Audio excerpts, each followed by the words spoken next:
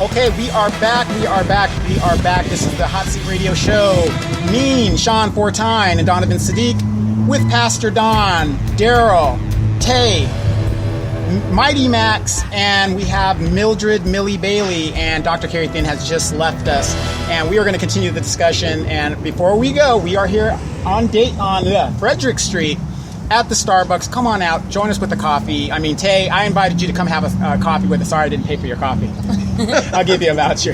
So, I used my reward for that. You used your reward? Okay, I'm sorry about that. But, I was setting up. So that's 124 stars. 124 stars. Go for it. Okay. Well, usually we, if you come and join us, we'll give you a coffee and sit like that, so I owe you one. Mm-hmm. Okay, so put that on the tab. It's a lengthy tag. Yes, it is. Look, me and Tay, we go back a while, so again. But please come on out and join us. We're here every Wednesday, 4 to 6 p.m. Mighty Max giving us the health tips. We're going to start going into some other things because here's a young person, like a typical young person, who is not engaged in politics and she just doesn't give a damn. But now she's learning a little bit and we're learning a little bit from her. But we're going to turn this back over to Sean Fortine. And remember, Pastor Don and Sean, they are not politically connected like that. They know a few things. Sean doesn't like anybody. And Pastor Don just prays for us, and he prays for this show every day, and he is praying that I'm going to lose the election. And I'm also thankful because as Tay and everybody's asking questions, nobody's asking me a question as a candidate, and that's a good thing. So there you go. But Sean, go ahead and take it away. All right. Well, this one is going to be for all the candidates. It's about homelessness. Some of the homeless around here, their situation isn't as simple as finding them transitional housing. Some of them really aren't competent to take care of themselves, and not because of drugs, but because of mental issues. And there's this one guy, I don't know if he's still there, off of Merino Beach. He frequented the shopping centers, and he really didn't even talk, and he was just picking stuff out of the trash to live, and that's all. And it's baffling how he was even there and how he was on the street in the first place. And then now I've seen this one girl, I guess she's Hispanic, probably about 20. She's been pushing hard around, and she doesn't seem to be all there either. But are you going to be able to do anything to try and get these people picked up for a psychological evaluation and maybe move them into some place where they can get help? Is that even possible? Mildred Bailey. I definitely think that's possible. That's part of my plan, actually, with the Help Those in Need. We're not just putting a Band-Aid on it. Like I said, we don't want to just provide transitional housing. We want to provide medical care. So if they need psychiatric help, we're going to have doctors to provide that care. Many of the homeless people don't have that mentality to I need the help. I want the help. I'm not going to say they want to be homeless because they don't. They're mentally disabled. It's a disability. So we need to make sure that we take care of them as someone who's disabled and still try to tend to their needs, not just let them stay in the street because they're mentally disabled. We need to get them psychiatric help. Or sometimes they can pose a traffic hazard. Right. Yeah. Right. Yeah. Do the cities and does the city have enough the facilities to help them? And therein lies the problem. Yeah. If the city doesn't even have the facilities to help these people, then where do we begin? That's a good question for Daryl Terrell because he sits on the board, the county board of. See, the thing is, it has to be a collaborative approach. It has to be the county itself has services and for mental health and substance abuse, and for folks like that. It's going to for instance, for the city of Moreno Valley, it's going to have to take the county, the city, the nonprofits, and the faith base. Like you were saying about the young lady out there.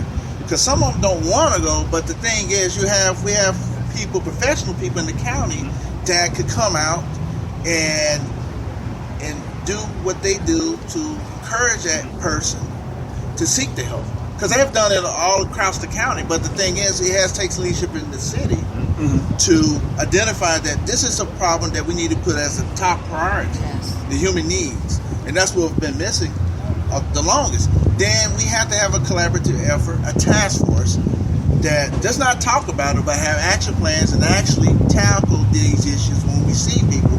It's like when we have police officers, like in Palm Springs, they have someone from the county, from behavioral health, mental and substance abuse, to go along with the police officers to talk to that person and give them the help they need. Right. What can our churches do in regards to the homeless problem? What is the church's role in regards to the homeless problem? Well, our church in Paris, Reflections, we are part of a very, very strong cops and clergy type of organization.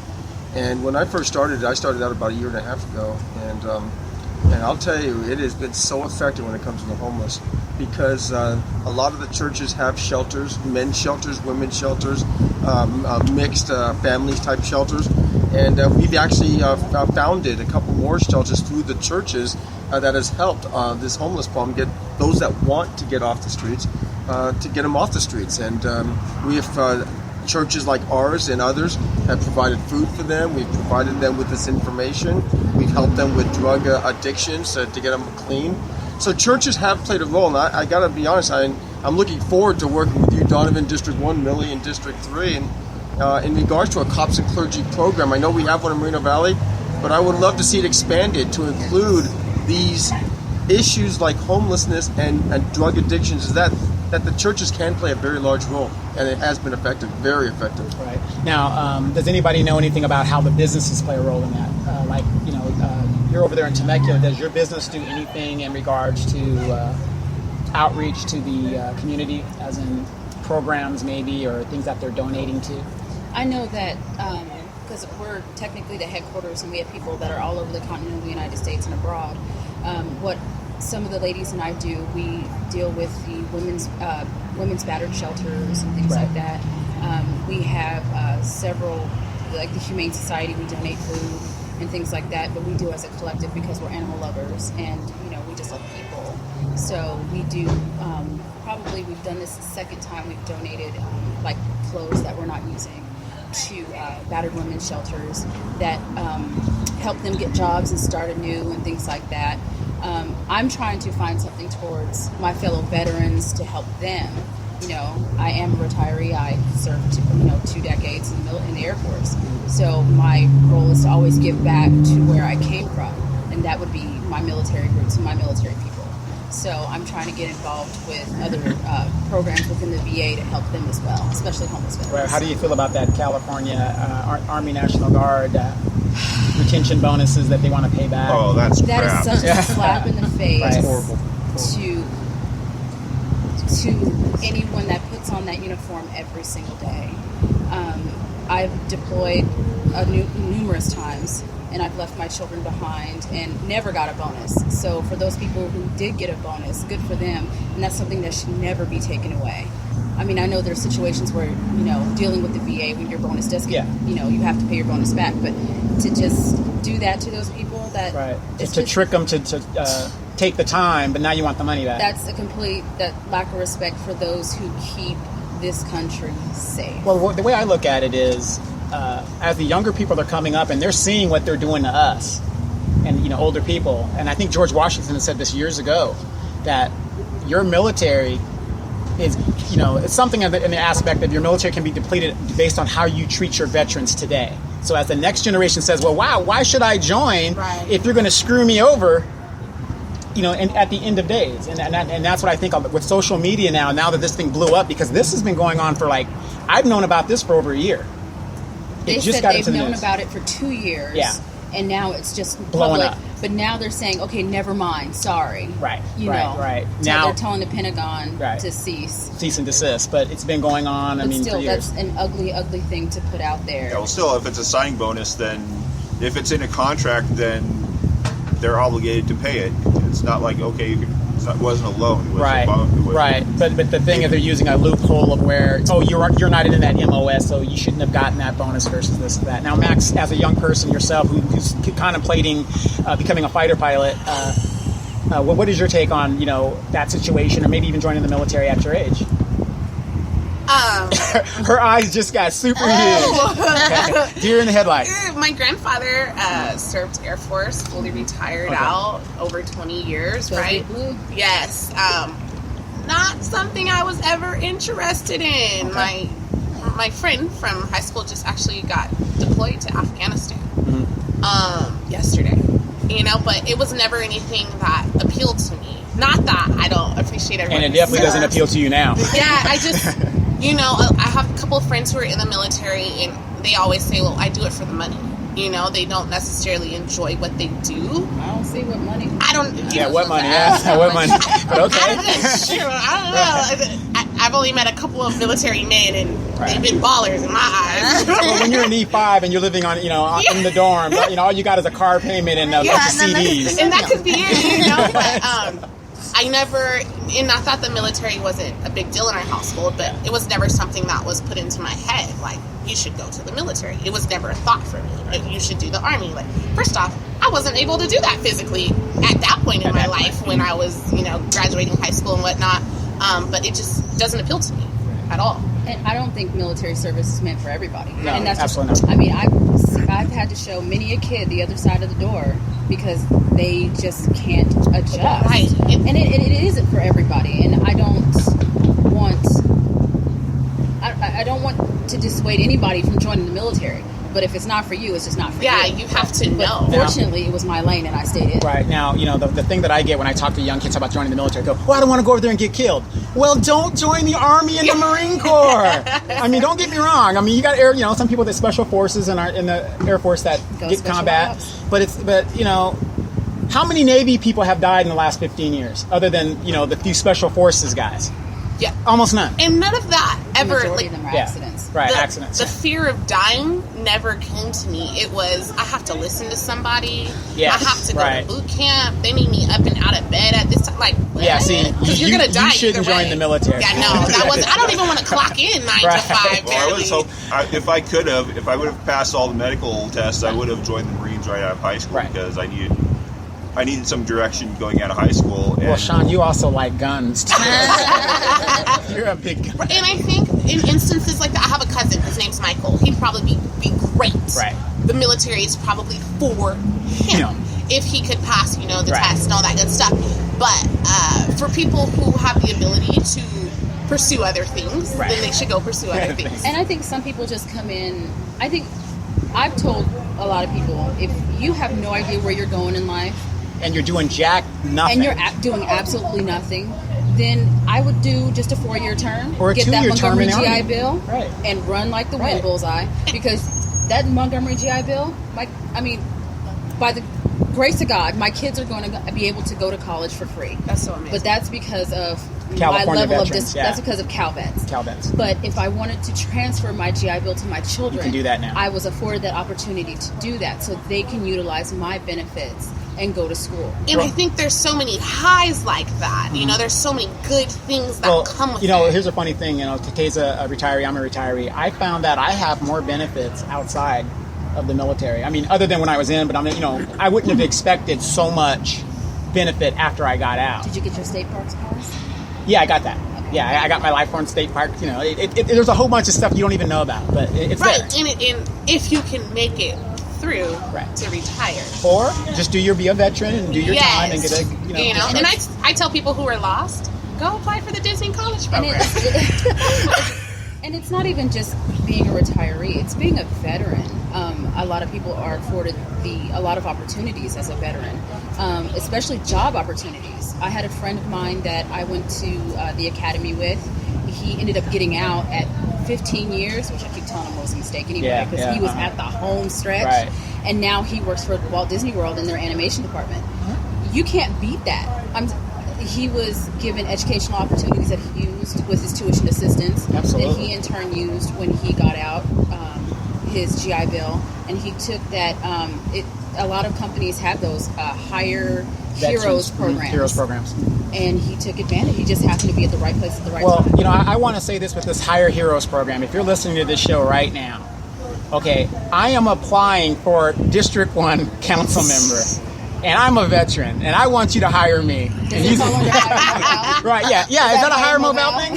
You know what I mean? I mean, come on. I don't think so. Right. I mean, come on. I'm trying to do everything I can. I think there should be benefits for people who did serve our country. I think it's a big deal for you, even if you did just go 2 years. Navy Right, or whatever. right. You know what I mean? Like, We're all no matter vets. what, you made the decision to put your life on the line for all of us to live here freely. That's right. I this conversation kind of makes me sad because my dad's a Marine and I wanted to follow in his footsteps or go to Air Force or Navy, but just like Sean said, the medical, like if you have headaches, you can't even do it. Well, See, I messed up. well, don't worry about that, because now in the modern military, we are a social experiment. Because when I was in, if you were of the alternate lifestyle, that was totally unacceptable. Now they're doing sex changes and all this other stuff like that. So so if you're missing a foot and all this other stuff, pretty soon, It won't matter. Pretty soon, everybody's going to be in. I mean, a lot of people are going to disagree with me, but that's the way I see it going. Well, What do then you that's because I want to do hoorah. I want to. I was like, I'm the only Air Force person in my entire family. Me too. Everyone is Well, no, Marines, it's two now. Navy, and Army. Right. I went Big Blue, and it was chaos. My uncles, my grandparents were like, "Oh, so you're just really going to go against the grain?"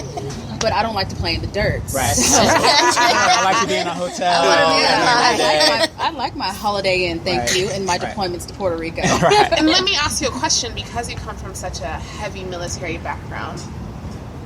After, did you think of anything else? Were you considering taking any other, sort of career steps? Oh no! Once she was in, she was partying, doing what most of us do at that age. I'm going to be honest. When I was in high school, I was...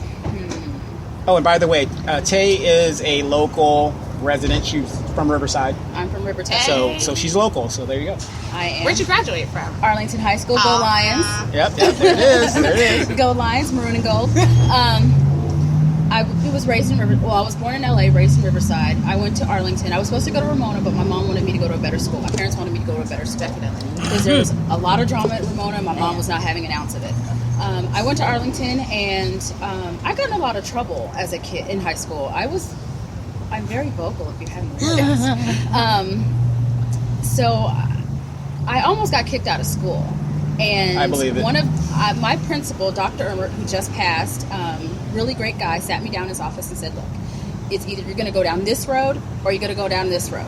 But if you want to stay here, you need to be in either ag or ROTC. Okay. You're going to have to figure out something." So I picked ROTC. I thought the uniforms were cute. It was 92, 93. Wasn't a Marine Corps uniform. We have the best uniforms. Join us. And that's where I met Chief Holly, who was my ROTC instructor, and Major Eldred. And I stayed in ROTC all through high school. And I knew that I fell in love with the Air Force when we went out for summer leadership school. We were out of school. It was my sophomore year. I went out to March Air Force Base. It was 94.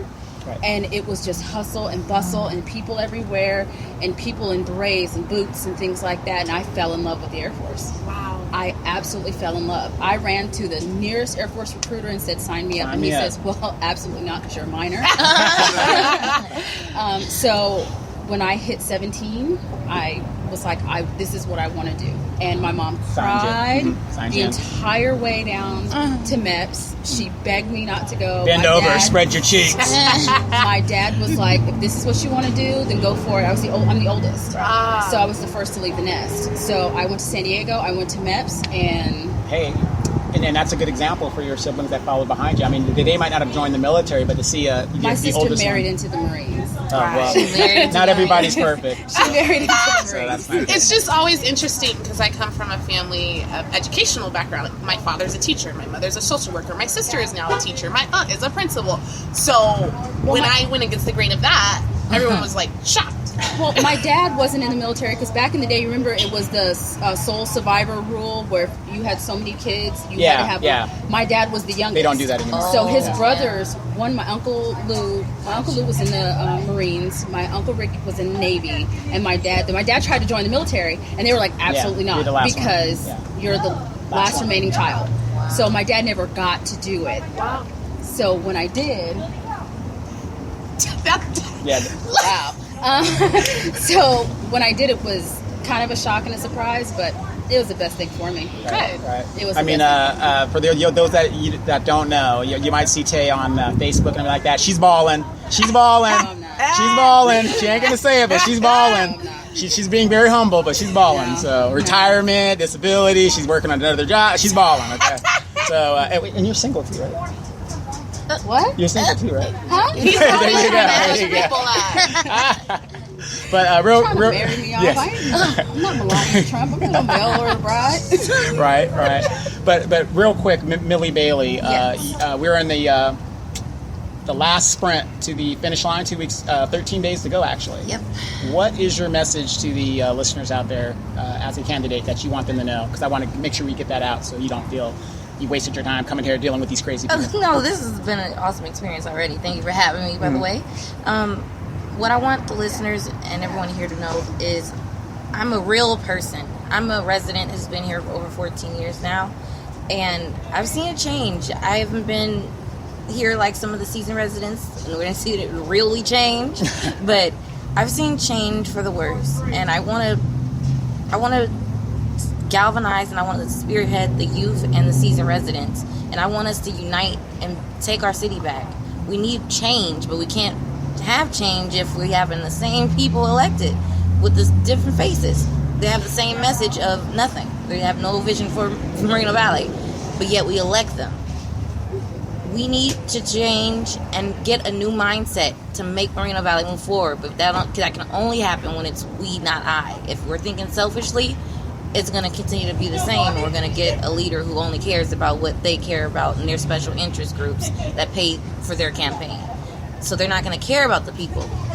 I have only funded my campaign personally and with family and friends. There's no special interest groups. There's no large money coming in because I'm against big companies in small cities, especially when we can't even survive as a small city.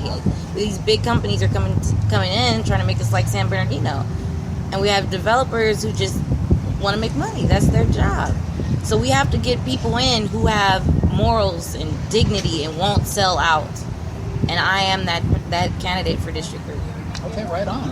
Pastor Don, I know you got a lot of stuff going on, and I want to get your last message because you've been blessing us. And let me tell you something. Pastor Don has been sitting back and shaking his head because he can't believe some of the stuff that's coming out of our mouths. But look, it is always good to have a spiritual man here to bless us and to keep us in line, because if he wasn't here, who knows what we would be saying online. So, Pastor Don. Well, I do have to leave, but again, Donna, thank you for allowing me to be here. You know, I'll tell you, this is a wonderful group. I got to be honest with you. There's a lot of diversity. There's a lot of different ideas and different backgrounds, and no, you've got an awesome group of men and women around this table. A couple things I just want to mention is please don't forget Meet Pastor Don this coming Saturday, 11 to 1 at Vista Lomas Park in Rancho Balago. I would love to see you there. Secondly, I want to stress. It's not a biblical requirement, but we really want everybody to vote. I mean, it's not. I mean, a lot of people, I've heard many people say, "Oh, my vote doesn't matter," or "I don't really care." So many of those apathetic type attitudes. And folks, it's really important that we all vote. And we all have to express our opinions, and we have to vote. So I would please ask you to make sure that by November, either by absentee ballots or on November 8th, please make sure you go out and vote. And I'll tell you, the three candidates that sitting around this table I can vouch from a godly perspective. And Dr. Finn, don't forget Dr. Finn. Well, but actually also Dr. Finn is that we got some wonderful people that are running. And again, I'm not a political guy, but I got to know Donovan extremely well, as you know, from my devotional. When I first started looking for planning a church, the first person I met was Millie Bailey. And she's got a heart of gold, an absolute heart of gold, loves this city, loves the Lord. She's a wonderful human being. And I'll tell you, one of the nicest guys I've ever met is Daryl Terrell. So we've got some wonderful people that are running. So again, all I ask you is to make sure that you vote and vote with, pray first before you vote. But like I said, the three people around this table are definitely worth voting for. So thank you so much, Don. All right, thanks a lot, Pastor John. We'll see you next week, devotional, and we'll see you. No, not next week. We're going to see you Saturday. Yeah, see you Saturday. Turn up. Saturday. Great. Okay, so now Daryl Terrell. I got to go too. All right. Oh, Sean is out for the week. Sean, thanks a lot for the information you got. We're going to keep talking about those measures. And if if anything else comes up, shoot me an email, Okay. and we're gonna get to it. Great All show right. today. Great Later. show. So, okay, Daryl Terrell, the man, the legend. Here it is, and here's the bottom line. You can switch mics now. Sorry about that. We're doing a little crisscross as everybody's leaving. Daryl, you got a question for me? I can do a question. No, go ahead. Okay, Daryl. Okay, Kevin Geyser, even though he's still on the ballot, of course he's going to take some votes away. This lady, Miss Lopez. Now, I think you and Tay need to ask about this question because Tay has kids in the school district. Yes. Miss Tay, this lady, and I want your opinion. This is Daryl's opponent. This lady is running, and she's backed by the school board endorsements. Do endorsements mean anything to you, by the way? To a certain extent, yes. But then again, it's the logic behind the person that they're endorsing that, so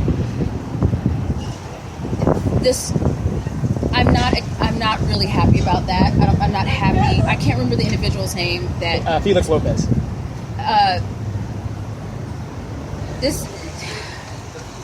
my whole thing about the school board is a very important thing. And the position of being on the school board is something that should not be taken lightly. You're making educational decisions for my children, and education is so incredibly important in today, and not just in our jobs, but just in our day-to-day life. We're constantly learning. We're always constantly learning, and what bothers me to no end is someone that gives up on education. And it's kind of like you giving up on yourself, because that's not what I want to be shown. What is a good example for my children to see?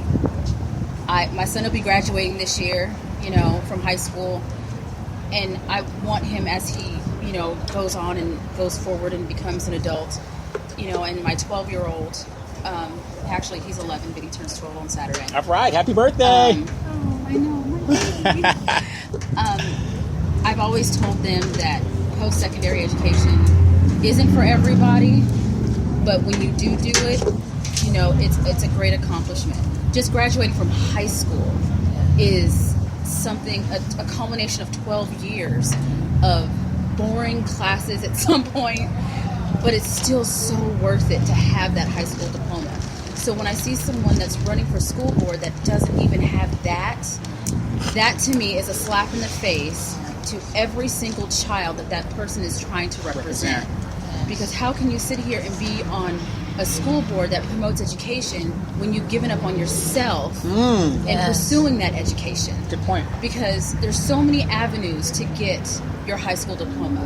There's, especially Moreno Valley. I have learned that Moreno Valley school, MVUSD, out of all the school districts my children have been in, is probably in my top 5 because of the not just the online opportunities to get your education, but then they have March Mountain and all these other facilities for people to get that high school diploma. That's all because of Denise Fleming. I'm Denise Fleming, and because of me, everything's gotten better. See, you play too much. No, I'm not playing. If you were at that last farm, that's exactly what she was saying, 30 didn't to she? 90. Yeah. She did it. She did it. It's all about Denise Fleming. Well, I'm going to withhold my comment about that mayoral candidate's issues. Okay. I have a whole set of different rules with that. Okay. I just think that when you give up on your education, especially when there's so many ways and so many avenues to help you, that's just not someone that I would want to have as a representative on my school board. I know that people are, it's great that she's so involved. That's all well and good, and that's what the PTA is for. Right. But I don't think that if you can't make good educational decisions for yourself, right, how in the world will you ever make good educational decisions for my children? Right. Dr. Carrie Thin does not have a high school diploma. A lot of people don't know that. She doesn't have a high school diploma. She has a GED. But she's a doctor. She continued on her Right. She never education. gave up. And Daryl, But she never gave up on her educational Exactly. endeavors. exactly. Yes, you don't have to have that diploma as long as if you get a GED, that's the equivalency. Because that GED test, I have a couple friends and family who've taken it. It's harder than high school. No, I'm gonna have to disagree with that because But if you need help, that's when you get your friends and you say, Right. "Help me." yeah. I mean, y'all ain't got a Kumon tutoring center around here. I Yeah. mean, I'm just That's saying, right. there's if you truly want it, Yeah. if you truly want it, then you work harder than hell to get it. And there's no giving up. Right. If I gave up, I mean, because I've said this before, if I'd given up on everything that was hard, I wouldn't be a parent. No. I wouldn't have Right. I wouldn't have retired from the Air Force. I would have gave up on day 2, week 1, day 2. right. I mean, if we constantly give up on the things that are hard, then what will we accomplish as people? We all have to have personal goals to accomplish, and I agree. I don't accept giving up. I don't accept giving up. So Max, and that leads right into Mighty Max here. This lady's going to ASU via internet, starting her Go own girl. business. Yeah. I mean, she's in a little bit of a lot of energy and stuff like that, and I'm very proud of her, a young lady. She's not afraid, very energetic and stuff like that. What was the reason why you said, I'm going to go ahead and get my education? Oh, because I have good parents. Let's be Straight real. out, down. Pretty much. Thank you, Shout out Mama to Max. parents. No, here's the deal. There's a couple of reasons why I decided to continue on with my secondary education. Number one, getting out of high school, I just knew I needed to go. It was something that was stress. So some people grow up in a household where they say, "Oh, are you going to go to college when you grow up?" My household was, "What college are you Are you gonna going go to?"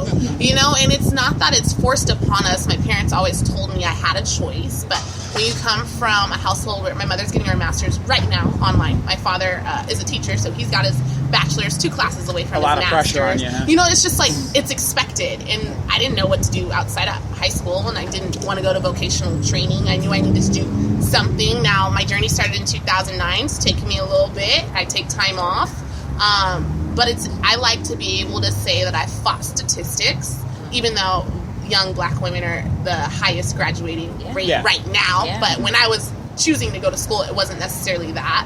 But I like to say that I'm young. I don't have any kids. I have an AA. I'm going to have my bachelor's. I think those are all things that look great when you're speaking about yourself.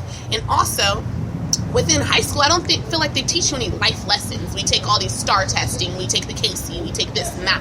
But my college journey has taught me how to budget, has taught me how to get through hard times, has taught me how to deal with other people, has taught me time management. Where in high school, you go to school because you have to, and it's required, and you don't necessarily learn and regurgitate information that's going to set you up to be a successful human being. Well, I'm kind of glad you stayed off the quad at RCC. That was my failing I test. cheered at RCC. Okay, You know what I mean? So definitely started at Cal State LA, hated Cal State LA, wasn't the environment I wanted to learn in.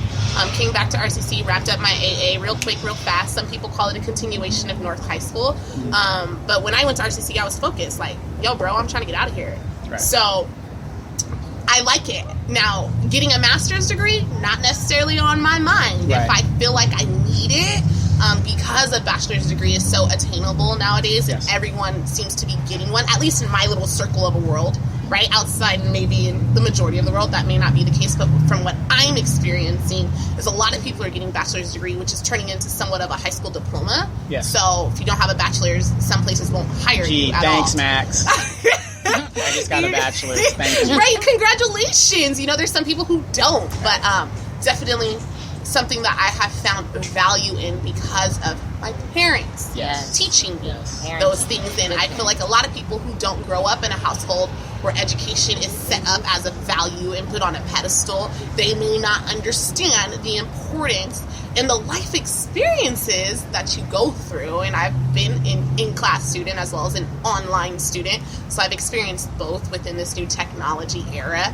And I just was talking about this on Facebook. I'm appreciative of the life lessons I've learned. I've been watching your complaints and your madness. Forget the and- degree. Yeah. Let's talk about the things that I've learned about myself, about my nation, about our history, about where we've come, where we're going, what we've been through, and how to maneuver day-to-day life. Right. Those are things I've learned in college. So Happy adulting. Yeah. so Daryl, your opponent doesn't have a degree. You yourself, you have a bachelor's. You had a learning disability growing up. I'm not asking you to bash this lady, but in your opinion of your opponent, would that make you a better candidate than she? It makes me a better candidate because I persevere. Yes. And the thing that I went through, like you were saying about, so I had an aunt and uncle. I had a 75-year-old aunt that was a couple of units for getting her AA. I had an uncle that had a master's, and they were both in the Air Force. But for me, I had them. When I came to California, I was telling it's like the Fresh Prince of Bel-Air. That's how I was. I was real smooth. Right, coming right. out here. I was rebellious, but Having fun. Yeah, but the thing is, school teaches you when you fall, you learn to get up. You don't stay on the ground. And me, perseverance, the things that I had to go through, like I mentioned before, being bullied, being a crime victim. I should have gave up a long time ago, but I didn't. My parents wouldn't give up on me, and I didn't give up on myself. But when I hated high school, but when I graduated, I went to RCC. When I went to RCC, that was the best time of my life. Yeah, it was mine too. I didn't see you on the quad when I was there. Oh, well, I tried. Well, I had an aunt and uncle that had the whip. Yeah, exactly. So I had no choice. But I had people, a supportive system.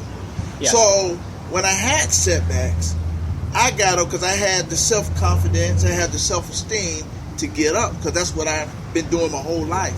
So when I see a person who didn't persevere and just gave up, I'm looking at what our kids. The example is,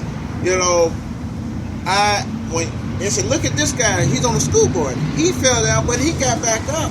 And as a young kid would say, if I fell down, at least I know I could get up. Right. And that's the kind of things that we need in our leaders, especially on the school board. Our children sometimes they do bad on tests, and it's just the end of the world or in life, but they know that you still have a second act to do. A kid came up to me when I was canvassing, and they said, why are you guys building these warehouses for us? Why can't you guys bring us any better jobs? And you know what? As somebody who's originally from here and grew up here, I agreed with them. I said, I don't know why. I've been fighting it, and if you're going to do it, like I said, I'm not against the WLC. I say do it right, put it in the right areas. But a lot of these kids are seeing the same thing. When you see your city that is invested in warehousing all over the place, it's almost like investing in a prison. And I don't know any kid who is being raised. I'm not saying in a prison in a bad situation. I'm just saying when you don't diversify your portfolio. Well, no, I agree with that. I don't think we should bet the farm on warehousing, right, because the technology within warehousing is progressing at a rapid pace. If those who aren't familiar or even as knowledgeable of what goes on in the warehousing industry, it's automation that is. Just look on the news the other day. It was a self-driving tractor trailer. Come on, we have tractor trailers out here that are self-driving. If that doesn't show you where we're moving at and where we're progressing to, then we need to tailor our education and our jobs to move towards the future. We can't, not everyone's going to be out here building boxes and, pushing pallets and everything like that and using forklifts. It's all an automated system. We need technicians to fix the robots, and fix the systems. Exactly. So. I think the WLC in the big scope of things could be a very good thing. But we have to have the infrastructure to match. And if you don't have the infrastructure to match, you're literally just going to have a warehouse in a city that's going to fail. Right. You have to have, the maintenance for the truck facilities. I know I've gotten into this several times on social media about warehousing and the infrastructure that it needs. Oh, you must have went to my debate when I was talking about that, about the trucks, and you need the infrastructure. Well, not just that. It's my last job was a job in Riverside, and what majority of what we did was we converted diesel engines to electric, but we did it for transit buses. And I said, there's, a $70 million grant that's out there, just for the state of California, because it's being done up north. It's being not enforced up north, but they're giving incentives for transit agencies to convert to cleaner energy. And it's right here. We have a company that does it. Several companies, actually. AVTA, Antelope Valley Transit Agency, just went to an all-electric fleet because they want a greener city. That's something that I would say keeping them. It's a very expensive investment, but overall, it's worth it. And you're teaching people new technology. You're keeping people trained. That's the way of the future. And if we're going to be always looking backwards, we're never going to progress forwards as a city. And I think there's some great people, some great candidates out there that are forward thinking. Thank you. Thank you very much. Simmer down. She said, simmer down. But I think that Moreno Valley, to move forward, I've only lived here, a little over a year now. I think Moreno Valley has a lot of potential, but I think Moreno Valley needs the forward-thinking leadership to propel it forward. And the level of angst amongst people when you bring up the WLC, and then it starts to get ugly. Right. And it's mostly with the people that are paid Highland Fairview stooges. Well, you can't have a conversation without them dominating it and, you don't believe in the WLC. I think logic would tell me that anybody can have a discussion about anything without it having to get to the point of name calling or finger pointing or whatever. No one. The WLC is it's here. It's here. It is what it's it is. Here. We got to make it work. It is what it is, but you got to make it do what it do. And I agree. And a with lot you. of people don't We need you. fully get the fact that you can be pro WLC, but anti the location where it's at. That's because me. it's not conducive To- to a positive warehousing environment. We have We bring need this city you to be into on warehouses. there. For those, Ooh, that's awesome. We need takers to hold them responsible. You have a degree in aviation and logistics.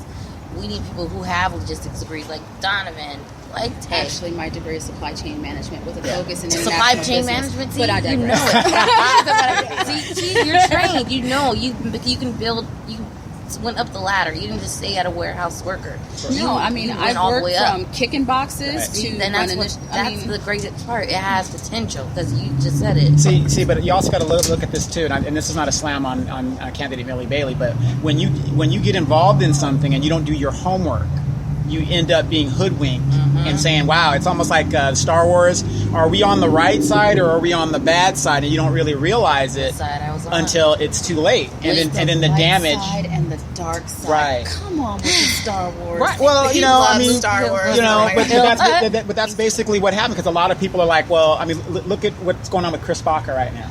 Yeah. Jesse Molina right now. Now, I think that's more because they're not getting a white envelope. But, that's just my opinion. But in Millie's case, okay, I'm coming over here and I'm doing this and, the WLC is going to be a great thing. But when she finally stopped and listened to what the, quote, antis were saying and she did her homework. And I realized that they weren't trying to build people up. They wanted to keep them at the warehouse level, not even do the classes like they said they were going to do, like workforce training. That was just exaggerated to me. And they gave propaganda saying it was going to help our residents, Moreno Valley residents, for higher mobile to help them build up and gain and walk up and get up the ladder, not just stay at a warehouse working position. But that was not the truth. Well, no, everybody can't go up the ladder. Yeah. There's not that many positions. So Right. we have a city of 200,000 people. Let's dumb it down to 30,000. Not everybody's going to be a manager. Not everybody's going to be a supervisor. For those of Max. us who are uneducated, what in the heck is the WLC? We just throwing out acronyms out here. Stuff. Wait a minute. You don't know what the WLC is? That's the No! big, the It's world 700 logistics football of it. fields worth of warehouse. I remember you talking about. It's I didn't know they what it's call called. it the business park.